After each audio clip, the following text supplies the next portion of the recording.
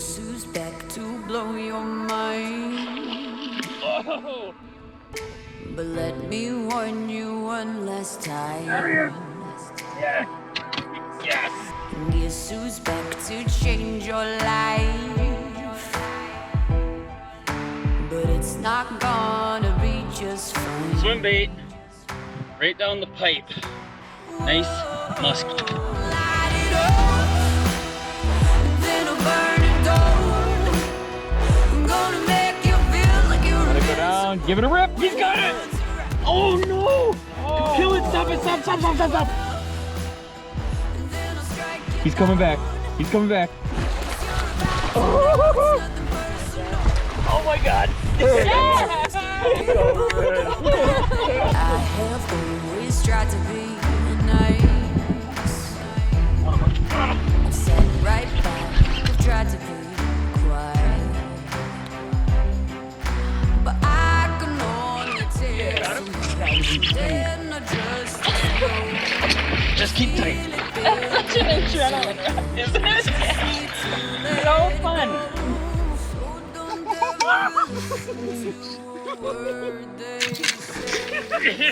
Yeah.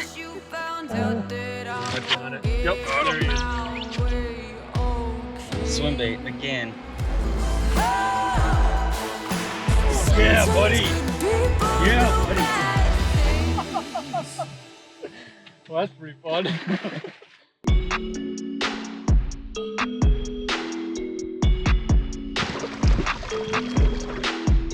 That's the one thing I do know about muskies is it's an ever-changing fish and what they're doing from day to day. And I by no means claim to be some kind of a muskie expert, but I can kind of give you a little rundown or an overview of my muskie season so far. Here comes one right here. Eat it, come on girl, come on. Eat it, eat that thing right there, right there, right there. Oh, come on, get it. Oh, she almost got it. Come on.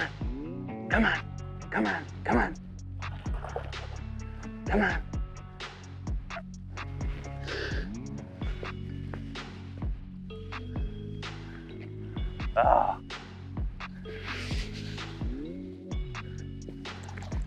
Gotta bring her down, maybe. Nope, she tailed off. She liked it up high.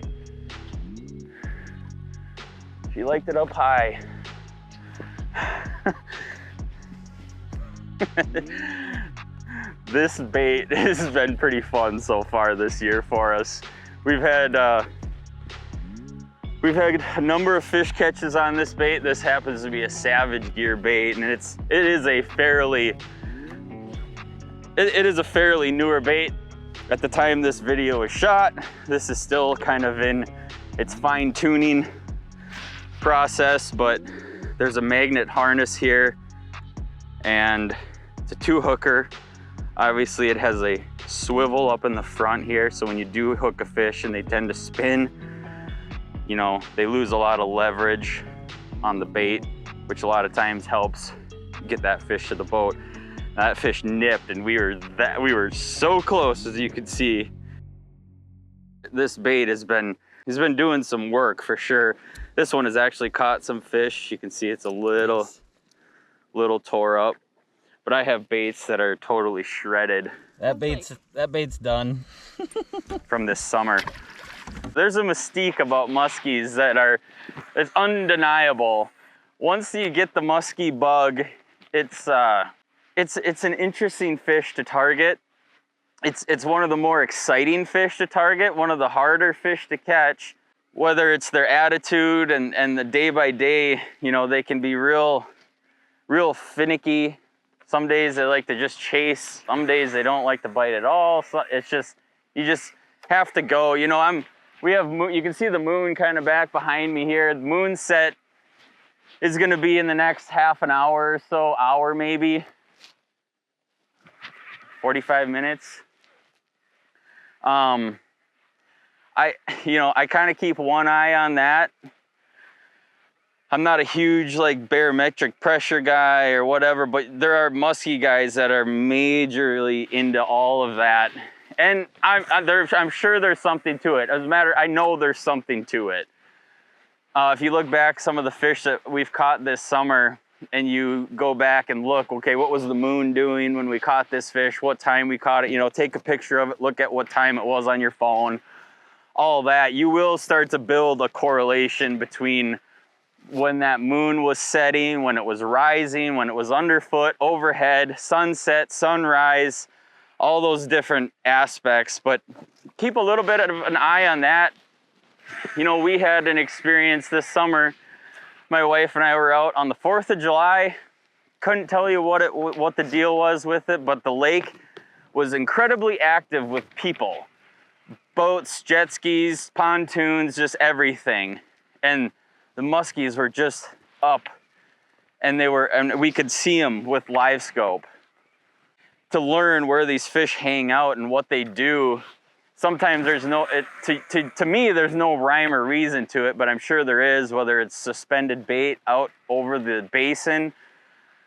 But if you can put a bait on those fish, if you see them on here, suspended right under the surface, near the bottom, whatever it might be, what I've learned is as soon as you locate that fish, set up as quickly as you can and drop the most accurate cast that you can a little bit beyond that fish. If there's a fish at 30 feet right out in front of me here, I want to throw my bait out at 40 or 50.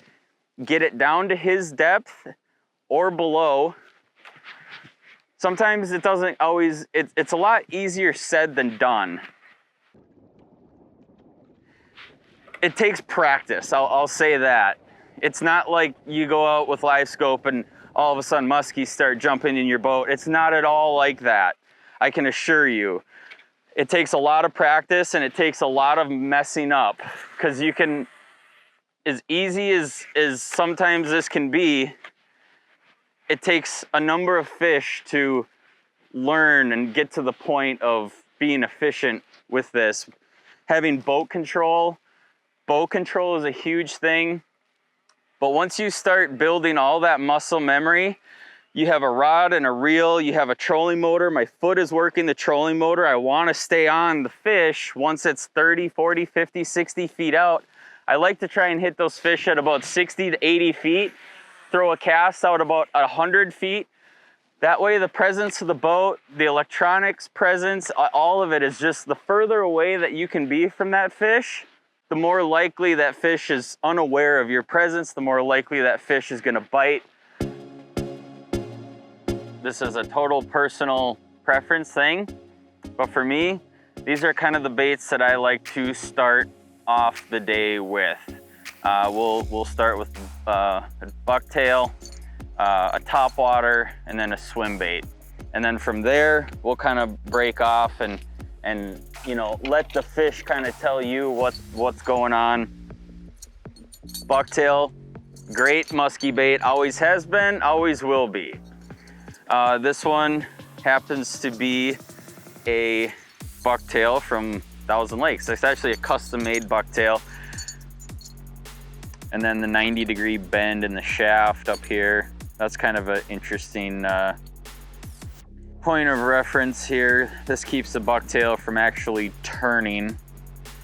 It keeps the bait keeled, which can do a few things.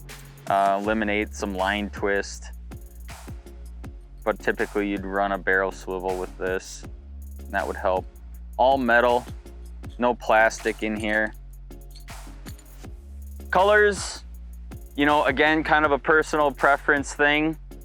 Whatever you have confidence on, whatever you've caught a muskie on it before, but like a nickel black bucktail has always been a tried and true bucktail, just a black bucktail. They've been great. This one obviously is not black. This has more of the iridescence look to it. Gold, silver. Up here we have a lot of tulipy, whitefish, some lake smelt. So that kind of just gives off a nice iridescent hue in the water, the gold, silver blades. That's a great bait. Actually, this is the bait I've caught. Actually, let me see here. Is this the actual? Yeah, this is the actual bucktail that I caught the biggest muskie I've ever caught on right here. Thanks, Grant.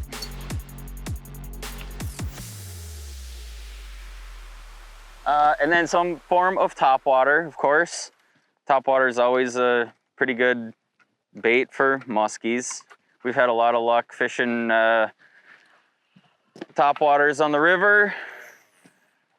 Lakes, doesn't really matter. Just the topwater has always been a phenomenal bait for muskies.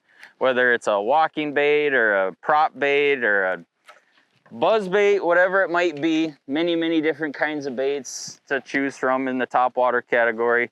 And then this is the swim bait I had mentioned earlier. This has been a great bait. There's actually two sizes of this. The one thing I really like about this bait is that, one, it looks good. Two, you can fish it down deep, just free spool, let that bait just fall. You know, this kind of goes in the category of soft baits. You know, a bulldog is a great bait, kind of the same deal where you want a pretty heavy backbone rod. Any rubber bait, you want a rod that you really can hit them with, because you really got to move a lot of rubber in the face of a muskie to bury some hooks. So this is a pretty good sized rod, and you look at that bait and it's like, well, that bait's not that big. But when they grab onto that thing and they don't want to let it go, it takes a lot of force to really move that bait and put some hooks in their face. So I can fish it down deep. I can just free spool, let it go down, give it a 20 count, 30 count, however deep I want, pick it up and just start slow winding it back. You know, there's nothing, that's always just a great way to catch a fish, is just a slow swimming swim bait, you know, comes back to the boat, looks good, that's great. But what is really cool about this and what I really like is you can fish it up shallow, but you can put some heat to it. This is like an 8-to-1 reel. I don't know if you can see this bait coming in, but look at that thing. We'll try and do a figure 8 here so you can kind of see what that thing looks like. But it looks really good just on a straight retrieve.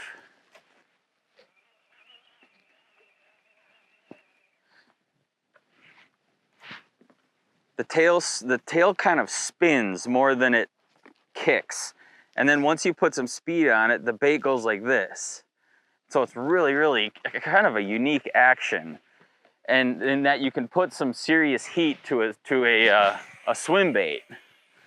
So those are kind of 3 baits that I like to fish when I've just put the boat in the water and I've started looking around, and you know, you just kind of have to get a feel of what's going on, you know. Some days you can get them to hit a topwater and you know, and catch those fish better than you can with a bucktail or anything of that nature, any subsurface bait. So it takes a lot of tinkering to mess around and figure out what those fish want that particular day. But these are the 3 baits that kind of start to narrow down. Okay, do they want something on top? Do they really like, you know, getting a bite is such a big clue, you know, especially if you get 2 bites. One's a fluke, 2 is a pattern, but if you see that they're moving on top waters, you get a bite, you missed one, whatever it might be, boy, I've seen it a lot where if everybody in the boat doesn't put on something of that nature, it can be one guy is going to have the hot stick if he's running top waters and everybody else is running bucktails or something. But you always got to keep it in mind, because it's easy to get stuck to one bait, you know. You know, when I see a fish on forward imaging, I'll start by throwing it beyond the fish, and then I'll just slowly wind it. And you will know instantly when you've gotten into the bubble of that fish, particularly muskies. You will either have an immediate positive or negative response. Yep, he saw it. Typically, that first cast is going to be your most deadly. I'll simply start with winding the bait straight toward the fish, and I won't break that cadence until I absolutely have to. Once I see that fish start to follow and he's not committing, then I'll do, you know, I'll do a quick half turn on that reel and get that bait to jump. And then I'll see if I can't coax that fish to the boat and then go into that figure 8 and try and get him that way. But all it takes is just a quick half turn, or you can drop it down and then you really give it a good rip. And you can do that with a lot of different baits depending on what it is you're fishing. You know, a hard rip on a bucktail can get a fish to trigger. If you're fishing a jerk bait of some kind, some big suic or something of that nature, and you see one following, don't be afraid to, you know, keep with your cadence as you start running out of, as you start getting real short on that leash, give it a rip, because you only have so much time before you're back at the boat.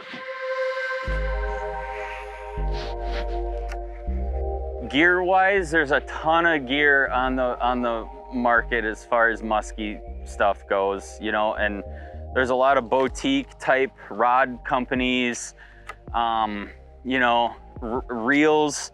This is a Daiwa reel. They make some awesome musky reels. Shimano has a good one. They have a classic. That Tranks is a really good reel, but I've got a Daiwa here. This is Alexa 400, 300. It's kind of that lower profile. I like that handle for soft baits when I really have to drive a hook home. It's a little different, like if you're fishing a bucktail rod, you know, once they eat a bucktail, it's pretty easy to slide that bucktail through their mouth and get hooks. But when it comes to big rubber, you want to have a man hand on that rod and reel. And you'll notice on some of the past clips that I have where I'm watching, I'm fishing the bait, and I go, oh, there's one, and I absolutely drop my rod tip towards them. I don't stop winding, but I just reposition slightly from whether it's to the right or left. And as I drop that rod tip and those fish bite, it's all, I mean, when they tee up on that bait, I'm out here and I'm ready to hit them. Like, there is no slack in my line. It's all straight, just power straight to those hooks where you hit them, and there's no doubt that you're gonna, you know, as long as they got a good grab on that bait, there's no doubt that you're gonna bury hooks into them. Nice clean one, huh? Leaders is another thing that's been important and something that I've learned firsthand. I've done a lot of musky fishing with Jeremy Smith, and he's in my eyes, he's probably one of the best musky fishermen I know. And I've learned a lot from him, and I've taken it and applied it to different lakes and electronics and stuff like that. But one of the things that I do, and I don't know if he does anymore or not, but I do tie my own leaders. I have one right here. This is a store-bought, you know, great fluorocarbon leader, like 100-pound leader. It's a great leader. It's just, you look at the diameter between the two. The one is a fluorocarbon, so I mean, it is, in theory, it's invisible, but it's big. It has big components, you know, which might be a little overkill, maybe not. It's all up to you. But I tie my own lures. I tend to use a little bit smaller clips and barrel swivels. This is just a VMC barrel swivel. This is Suffix Performance braid. I typically run anywhere from 60 to 80 pound. Tieable titanium. This happens to be a Terminator tieable titanium in 50 pound. So it's a little bit lighter, but I mean, it is metal, it's titanium. So I like it. Some people don't like it, but I like it. One of the biggest things that I've learned too, in trial and error and out of just losing baits and messing up, are these, one of the most important things is this dang clip. This clip that connects to your lure. I've bought a ton of clips, and this style, I think it's called a Sherlock. I'm pretty sure that's what it's called. But it has this ring, it's got this wire, and then it's got a loop in here. the wire goes through the loop. I'm totally covering it on camera, but so this is what it looks like, you know, not clipped. Then when you go to clip it, you run it through that loop and then back around itself on the back side here. So it's gone through the loop, hooked to that back side. And as far as I'm concerned, I think this is probably about the best style of just sheer foolproof. I'm pretty good at wrecking things and losing things, and after I've started using these, I've lost far less baits, far less fish. It's very hard to straighten that out or rip that apart. Muskies are heavy and you're using heavy baits, and there's just a lot of force that ends up on the end of this particular point of contact with your lure. That's a key little component to the whole system. Not everybody has this stuff, you know. Obviously, I'm super fortunate to work for the fishing industry and be able to play with this stuff. And I'm just trying to learn as quickly as I can and share with you guys my experiences with this stuff. So, you know, maybe not today, but somewhere down the road, if you want to get forward imaging technology, just trying to shorten that learning curve for you with the experiences that I've had. You know, if you're new to forward imaging technology, now you might not be fishing muskies, you might be fishing bass. There's a number of different things that come into play when learning how to use this stuff efficiently. But one thing that I can say for a fact, just simply use a bigger profiled bait. Now, whether that's like an A rig or a big giant like a DT20 or an XD, something of that nature, that just gives you a very good starting point as far as learning what you're looking at, learning your distance, figure out muscle memory as to, okay, I need to make a 40-yard cast, I need to make a 30-yard cast. And then being able to see that bait and get a good read on that bait, it ends up benefiting you in the long run when you do come across a school of fish or you do come across that muskie.